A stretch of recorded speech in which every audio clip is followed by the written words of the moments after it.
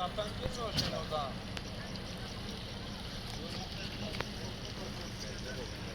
Onun girişi bence o ileriden de. Girişi de. Ha?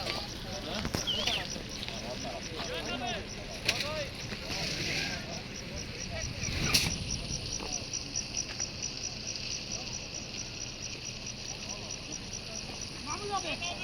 Sana bir diğer taraftan bak.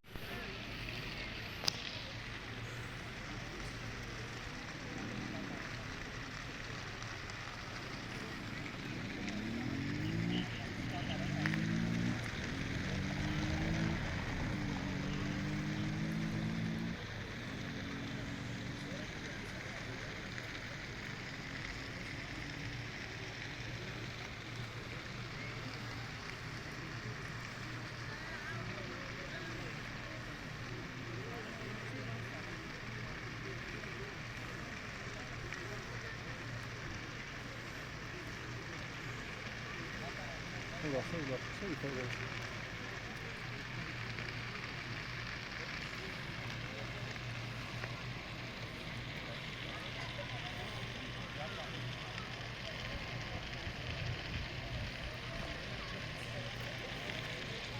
Çok yanıyor ya.